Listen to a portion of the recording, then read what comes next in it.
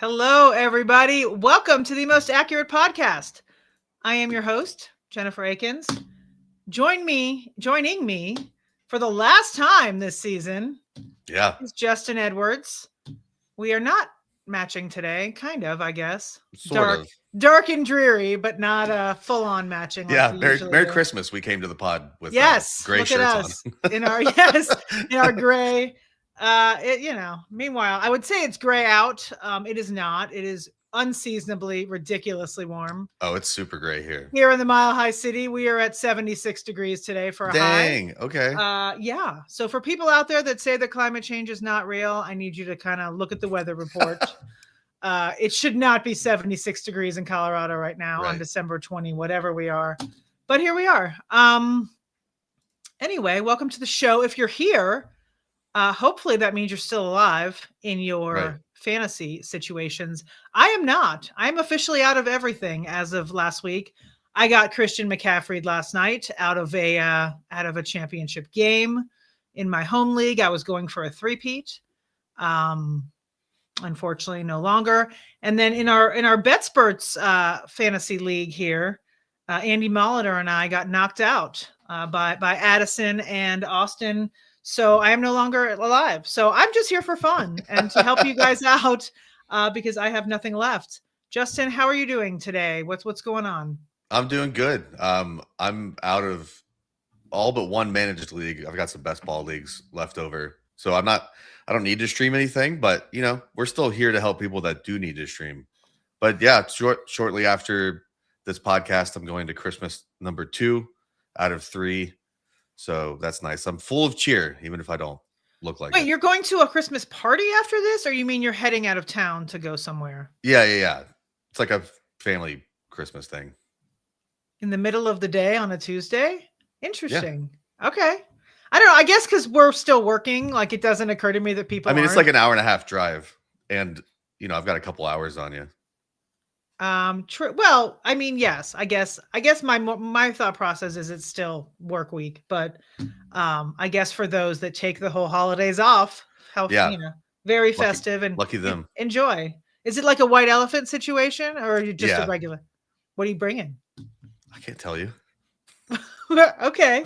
Anyway, I'm sure that everyone at the party is watching this podcast.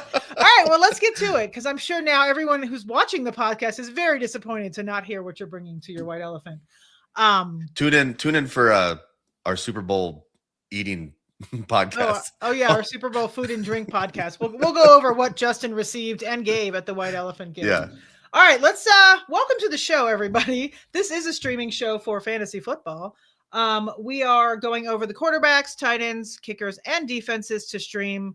Hopefully you guys don't really need to stream this week if you're in your championship, because at least I'm not going to speak for Justin, but for my sections of the podcast, it's ugly in the streaming world. So hopefully you don't have to rely on that.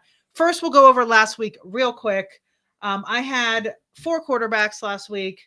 JJ McCarthy, Tyler Shuck, Aaron Rodgers, Kirk Cousins. Not great. Tyler Shuck was QB 15 with 17.1. Kirk Cousins was first with quarterback 14 with 17.6.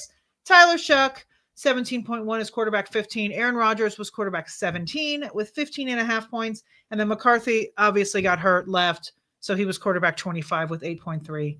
How was tight end, Justin? Tight ends were middling. Waller was our cover guy. He ended up as tight end 19, 5.5 points. Colston Loveland, 4.5 points, tight end 23.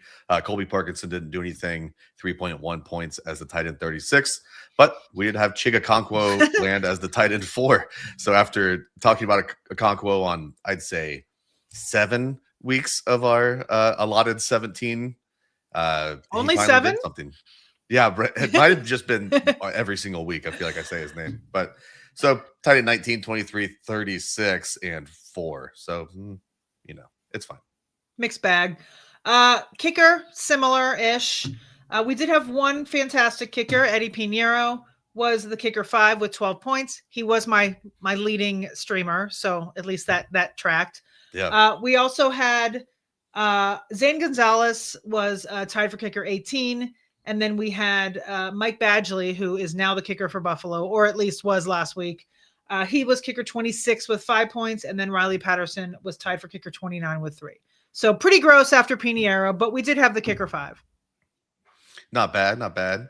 DSTs were far better than the tight ends. Our leadoff was the Saints against the Jets. They scored 19 points. They were the defense 1. The Falcons on my bench. On your bench. Oh no. Yep. Falcons tied for defense 13. They had 5 points. Bengals tied for defense 10. They had 6 points. And the Giants scored 15 points against the Vikings for the defense 2. So we did get the defense 1 and the defense 2 last week. So very good showing out of those guys. Look at you. Yes, I have Houston. Like anyone would have played the Texans over the Saints. Yeah, exactly.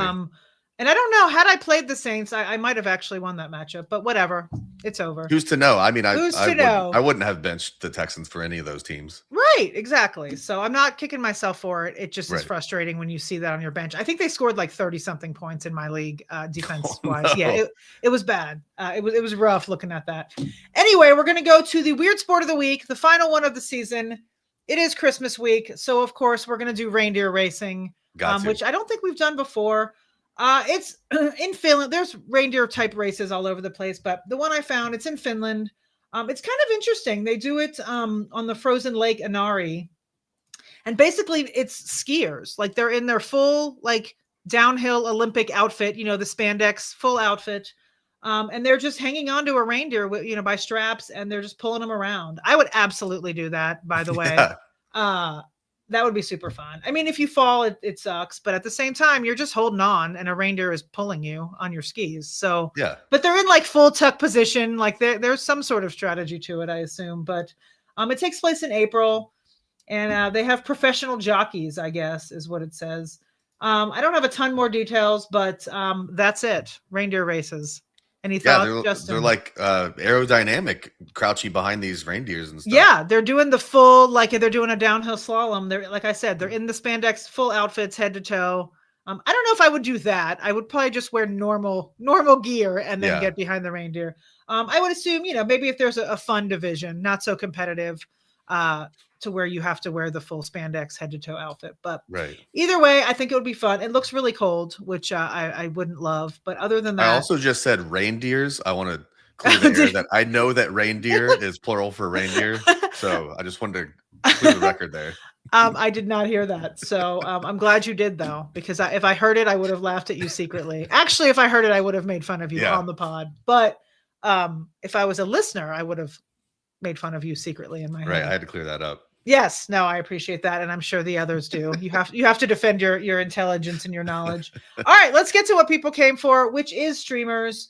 I'm going to start with quarterback. Mm-hmm. Like I said at the start of the show, it's not a pretty week. So hopefully, if you're in your championship, or if you're in a league that doesn't have the championship this week, that sucks for you. But you're still playing for something right now, which would I guess be the semis.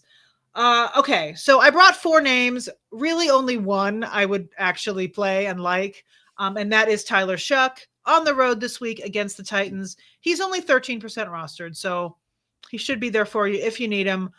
He had a season-high 49 passes last week against the Jets. He threw for 308 yards and a touchdown. The Titans are 30th in quarterback schedule-adjusted fantasy points allowed, giving up 21.1 per game to enemy quarterbacks. So Shuck, I think, is really the clear option here, and he's widely available. So I'm going to go over the other 3 just because, but hopefully you don't need them.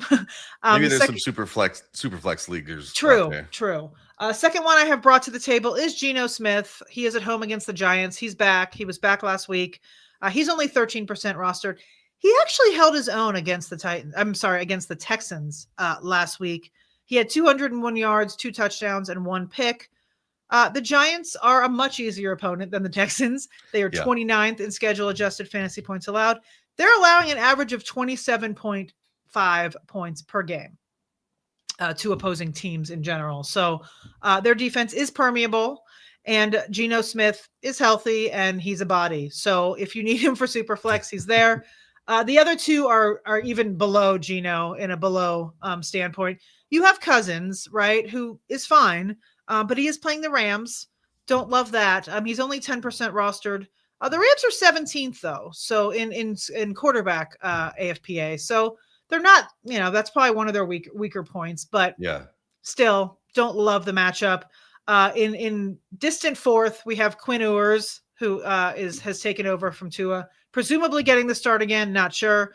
But he's at home against Tampa.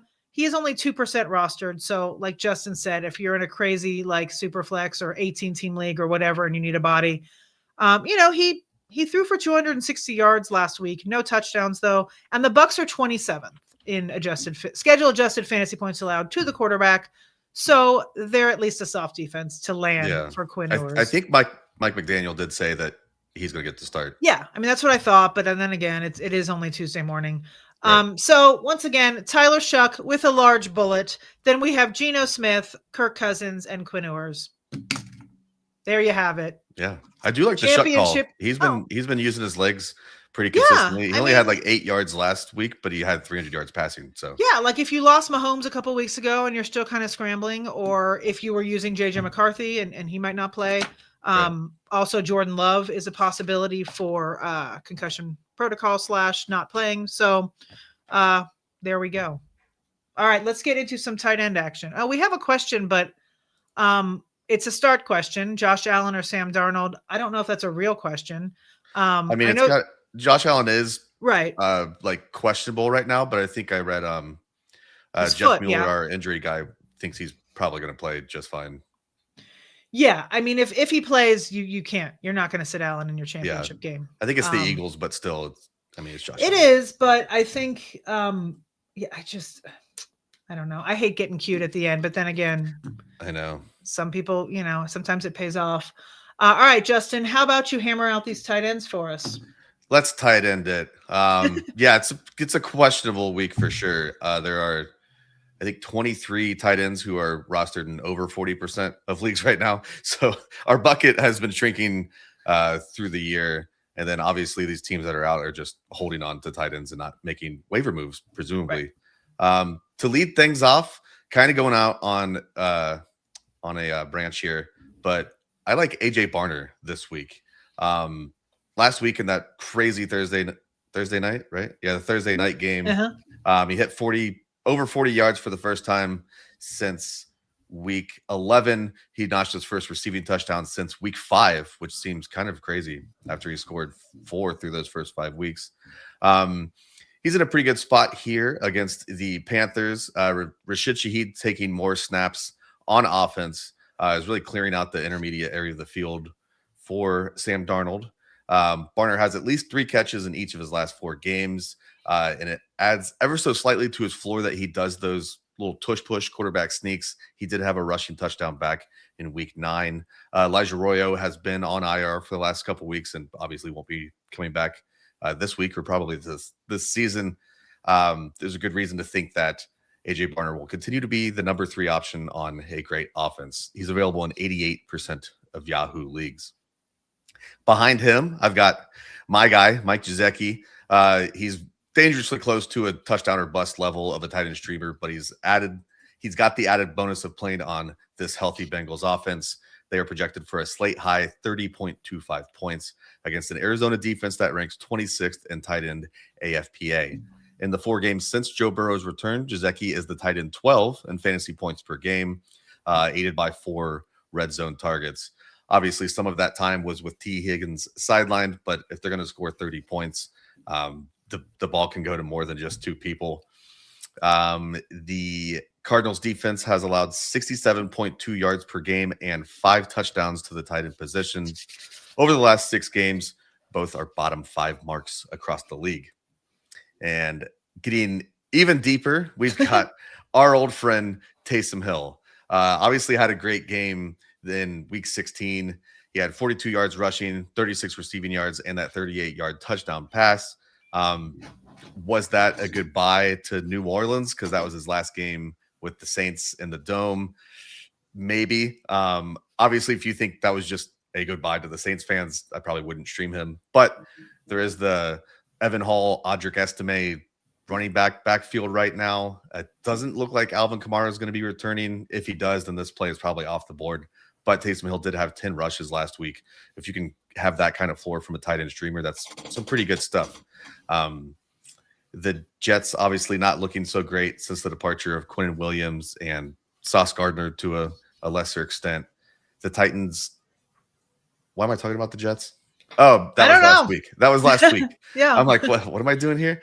But that's why he got a bit of his yardage. But the Titans defense do rank 24th in tight end AFPA. Obviously, Hill is not Starting that eggnog a little early there, Justin. Yeah, right. Exactly. It's been a long eggnog morning. Yeah, but this is a pretty decent floor considering the Saints running back and wide receiver rooms. Hill should be out there for a good bit, maybe not as much as last week, but he's got a floor. And then wrapping things up, Chig Okonkwo back. I think we've talked enough about Chig Okonkwo this year. He finally scored a touchdown last week. We'll see. Yeah, that's kind of it. I'm not even going to talk about Chig Okonkwo anymore. That's more of like a deep, if you're in like a tight end premium league or a 2 tight end league, take Okonkwo. Start 3 tight ends. Yeah, if you're going to start 3 tight end league, Okonkwo has to be in there. Wrap that up. I really like AJ Barner this week. He's available in 88% of leagues. I like Gesicki a lot. He's available in 96% of leagues. Taysom's a fine play for a floor play. He's available in 99% of leagues. And Okonkwo is a what the heck? Why not? I'm trying not to get a goose egg play. He's available in 84% of leagues. Sounds good. I'd say I like it, but I don't really. But it is what it is, right? Yeah, I mean, that's fine. how we are. Yeah, it's fine. They're all bodies that will be out there. Yeah. Yeah, no, I get it. Listen, Barner has been surprisingly good this year. I know, right? You know, especially going into it with the rookie there, everyone was kind of writing him off, and Yeah. I grabbed him a little bit in best ball, but I got a lot of Elijah Arroyo in the last round, and it obviously didn't do me any good. Yeah, unfortunately not. Maybe next year he'll be a thing. All right. Yeah. Let's see. ZZ Abbey. I'm going to the ship. Congrats. Nice. Lost Kittle. Sounds doubtful to me with this post game.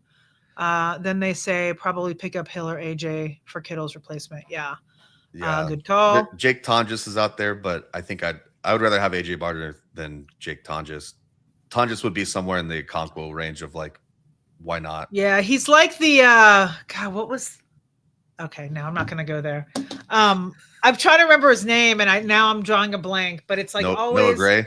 No, not Noah Gray, Seelick, like Brent Seelick. It's like every time Goddard got hurt, it was like, okay, and it just like never, it's like every time. It's like sometimes it's just obviously they don't transfer, right? It's not like a one for one. Right. Yeah. Exactly. Anyway. Been running with Loveland only. Hey, whatever works if you're there. Yeah, Loveland's totally fine. All right, let's get to kicker then, I guess. We're moving right along here on the pod on our last we should be drinking eggnog for the final pod. I know. Even I was though about to take a drink. This is water, by the way. I'm taking a drink. It's not you don't have to listen, there's no rules here. You can get lit at 10 a.m. Oh, it's like a 12 for you. Yeah, it's 12 o'clock. Listen, if it wasn't 10:15, I might be partaking in something. I don't drink, but anyway, let's move on to kicker. Not a bad week for kicker, actually. Our old friend Andres Borregales has emerged again at the top of the list for me. I saw your article, by the way. Great job. Oh, thank you. Andres the Giant. Yeah, Andres the Giant. So anyway, Andres Borregales, he is on the road against the Jets in a little AFC East matchup here. He's only 15% rostered. They are 13.5-point favorites. Like, if you said going into this, season that would be where the Patriots would be, it's actually shocking. But yeah, right. 13.5-point favorites with a 28.25 team total. So pretty good shot there for old Borregales to add some points to your roster this week. Second, we are back with the thicker kicker, Harrison Mevis. He is on the road against the Falcons. They are actually, he's only 13% rostered. They have the second highest team total of the week at 28.75. And they are favored by 6.5 over the Falcons on the road. So, and Mevis has been pretty good for fantasy purposes. So still, I'm shocked. Both of those guys, the fact that they're under 15% rostered is kind of silly. Right. But people go with, recency bias names and they just don't. Neither of those names are sexy to them. So I guess they'd rather have like Evan McPherson or Jake Elliott who produce less. But That's when Yeah. you take advantage and grab these guys. Then we go third down is Eddie Pinheiro, who I talked about earlier. He was a kicker 5 last week. I say this every week, and I said it in my article. Kyle Shanahan, not afraid to kick a field goal. Like he's just, he's not the Dan Campbell of the league. He will kick a field goal. So whoever their kicker is usually pretty valuable. So they're at home against the Bears this week. He is 30% rostered. They have a 27-point team total. They are favored by 3. So they are favored by a field goal there. I brought a fourth. I don't know if we even need a fourth, but I figured why not? I usually bring 5, but it is week 17. So Cairo Santos, who I wish had a better matchup because I wish I could do the Cairo Santos is coming to town. I was kind of surprised I didn't hear that. I didn't see that. I mean, they're underdogs. Like it doesn't fit my process. I couldn't do it. I wanted to, but I wasn't gonna, mess up my process just for a good pun. So That's fair. I mean, I do a lot for a good pun, as you know. But so Cairo Santos on the road against the 49ers. He is 19% rostered. Like I said, on the other side of that Pinheiro, the Bears are 3-point underdogs on the road, but they do have a 24.5 team total. So not a horrible line for him there if you need him. So wrapping it up, we got Borregales and Mevis kind of tied. I mean, I like Borregales a little more just because they're just huge favorites there. But at the same time, they're both fine. And then Pinheiro and Santos round that out. It sounds like a much better kicker week than a tight end week. Yeah, not bad. And I feel like people are probably streaming kicker more, or maybe not. Who knows? All right, we've got one more question here. Half PPR, Hampton, Jefferson, Tracy, or Jakobi Meyers at flex. Let's see, Hampton's got that Texans matchup. Not ideal. That. Let's see. Tracy's got the Raiders. Jefferson has the Lions. And then obviously if Tracy has the Raiders, then Myers has the Giants. Look at that. Hey, figured it out. Look at our deductive reasoning. Deductive reasoning on a Tuesday when I don't even know the schedule yet. Who do we like? We only get to pick one, huh? Well, Jacoby's in Jacksonville. Oh, he is. Look at that. See, not even deductive reasoning in the morning. I'm sorry. I absolutely knew that he was in Jacksonville for sure, but it just flipped my mind for a sec. Yeah.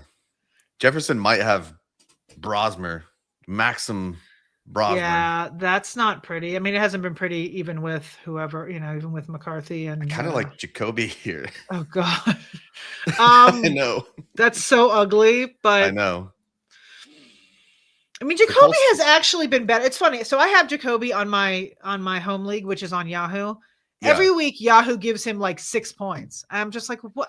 And really? Yes. He always screws with my prediction because he's so much lower. I'm like, are you guys not? Whoever does the predictive scores, I'm like, why are you guys giving him 6 points? Like he's getting double digits almost every week for the last at least few of the seasons. As the Jaguars have come on. But that's neither here nor there. Justin likes Jacoby. I do. Which is absolutely disgusting. It's so weird to say that. And I kind of like Tracy, which is even probably more disgusting. Yeah. It's not pretty. That's what we say for now. Let's wait as we pan out and see what happens with Jefferson. Not with him, but with the quarterback situation there. Right. And I mean, Hampton, that O-line is not great and they have a really tough matchup. So I don't love Hampton. Okay, now let's get to defenses. Let's do it. Your final defense of the year. My final defense, and then we'll never know. I could have picked any teams I wanted because we're not going to recap it. Yes. No one will ever know if these are good plays or not. Leading things off, we have the New York Giants defense. They've got a couple easy matchups to finish out the season here. They scored, 15 points. They scored 15 points against the Vikings offensive line last week. This week they get the Raiders, Geno Smith, and that offensive line. While the Giants offense has been kind of sputtering as of late, they are coming off that huge performance.